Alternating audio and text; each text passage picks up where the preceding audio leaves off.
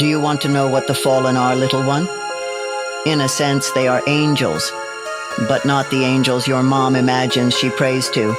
Brass trumpets picnicking in the clouds. In their true essence, they are great swirling engines of wing and blood, fiery eyes that peer around the corners between worlds. Dark, radiant things conjured from fresh battlefields. A Frankenstein's Valkyrie, forever crashing to Midgard. What grief demands their hate, what vast cannibal hunger. Welcome to the Fallen Cycle Mythos podcast.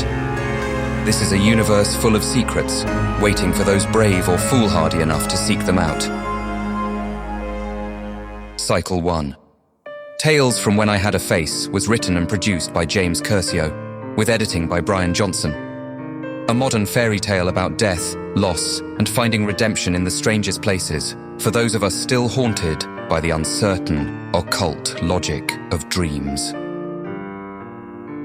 The fully illustrated black and white edition of this book is available at Amazon.com. The soundtrack features the work of David Bessel, along with additional contributions credited in the individual episode notes. By becoming a patron at patreon.com/mythosmedia, that's MYTHOS media, you enable us to make more content like this and to be able to hire on more freelance artists in future works. Discover more about the transmedia Mythpunk Fallen Cycle universe at fallencycle.com. This podcast contains adult themes and may induce psychosis. And now, this week's episode.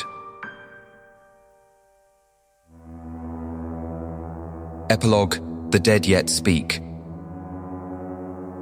Well, the hour of departure has arrived, and we must each go our ways. I to die, and you to live. Which is better, only God knows. Socrates, in Plato's Apology.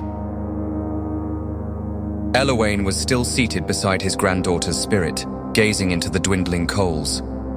He said, despite how they may have once wished, in the grips of inescapable grief, that it all would end, many still find themselves yearning for a familiar melody when at last I draw near.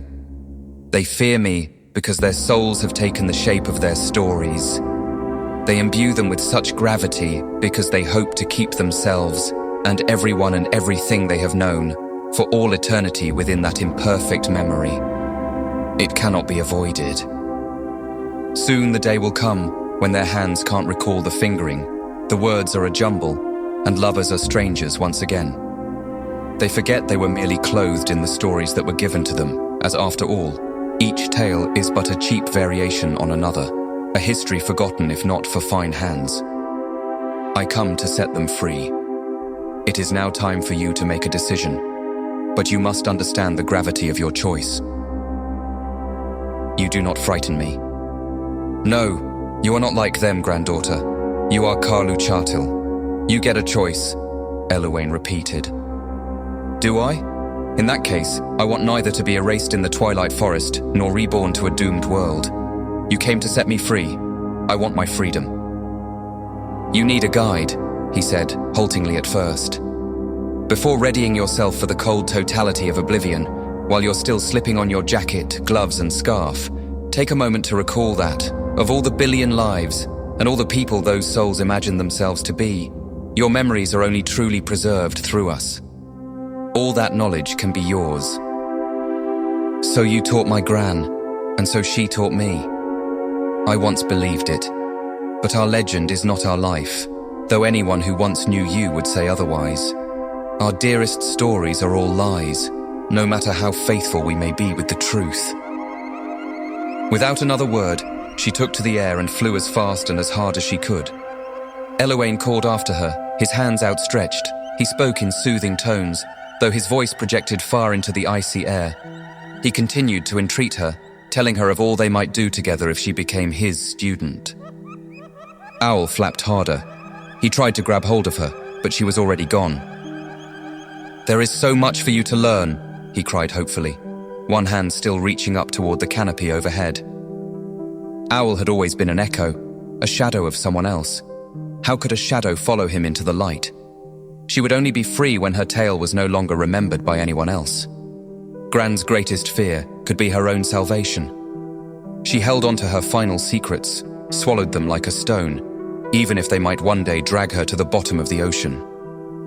As to the rest of her tale, once she was free of grandmother and grandfather alike, none may ever know, for silence was the price of her freedom.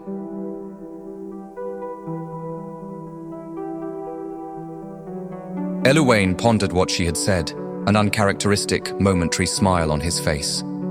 He was finished with this particular tale, carried to his pen from the mouth of his granddaughter's spirit. He closed the book, uttering a final prayer, as one says at the conclusion of a burial, and blew out the fire in the bowl. After staring for a time at the dimming coals, he got up and exited the House of Bones, stepping out into the electric thrill of that twilight moment before dawn ignites the frosty air. Her future might be dead to memory, but others would still have need of him. The final battle was always about to begin, a world always ending.